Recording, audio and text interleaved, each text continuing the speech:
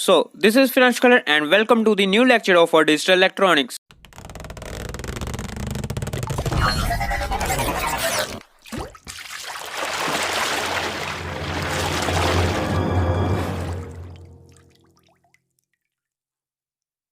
Before starting today's video, make sure you press the like button and comment below. Don't forget to subscribe to my channel and click on the bell icon and turn on the all notifications for our new latest videos. So without wasting any time, let's just get started. अगर analogue and digital दोनों मिलकर काम करेंगे तो ही काम सही से हो सकेगा। जो भी हमको ओवर द सिग्नल ट्रांसफ़र करनी होती है, जहाँ हमें जो भी डेटा ट्रांसफ़र करना होता है या फिर हम कोई सॉन्ग सुनते हैं, तो इस तरह का जो भी प्रोसेस होता है वो एनालॉग एंड डिजिटल को मिलाकर ही हो सकता है।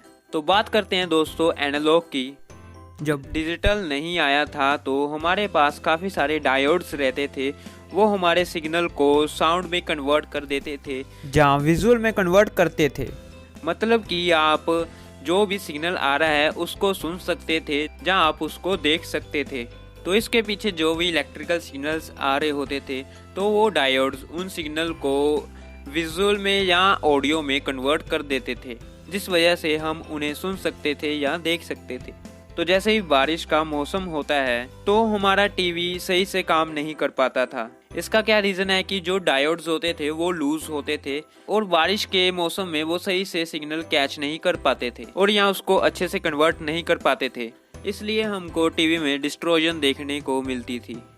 तो डिजिटल में हम पूरा डेटा बाइनरी में स्टोर कर रखते हैं, जैसे कि 0-1। 0 का मतलब है कि हमारा सिग्नल ऑफ है एंड 1 का मतलब है कि हमारा सिग्नल ऑन है। तो यहाँ पर जो भी ट्रांसफर होती है वो पूरी तरह डिजिटल में होती है। डिजिटल हमारा बाइनरी लैंग्वेज को समझता है, मतलब कि जो भी ट्रांसफर होती है वो 0-1 की फॉर्म में होती है।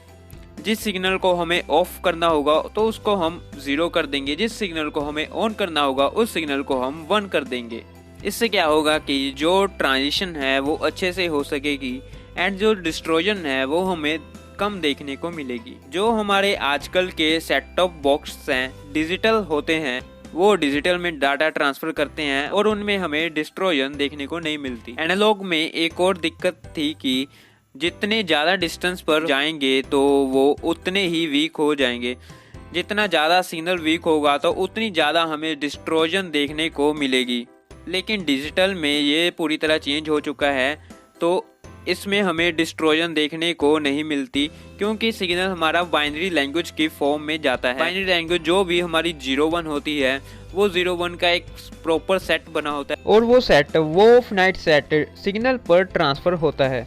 डिजिटल पर हम एक और काम आसानी से कर सकते हैं, जैसे कि हमको किसी सॉन्ग को कॉपी करना है, आप चाहे कितनी बार मर्जी उसको कॉपी कर सकते हैं, 10 बार करो 20 बार करो, उसमें हमें कोई भी डिस्ट्रोजन देखने को नहीं मिलेगी या वो सॉन्ग नहीं बिगड़ेगा, मतलब कि वो एज इट इज़ ही रहेगा। लेकिन एनालॉग में ऐसा नहीं होता था। जो हमारे पुराने समय पर टेप्स होती थी तो उन टेप्स में क्या होता था कि जब हम उन्हें 5-6 बार कॉपी कर लेते थे तो जो ओरिजिनल टेप होती थी वो पूरी तरह बिगड़ जाती थी, जिसकी वजह से हम उसे दोबारा नहीं सुन पाते थे, वो सिर्फ फेंकने के लिए रह जाती थी और उन टेप्स की लाइफ भी कुछ ज़्यादा नहीं होती थी।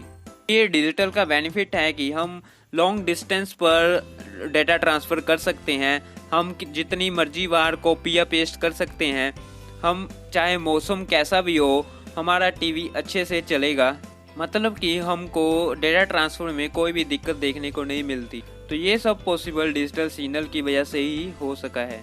So that's it for today's video. So let you see in the next video.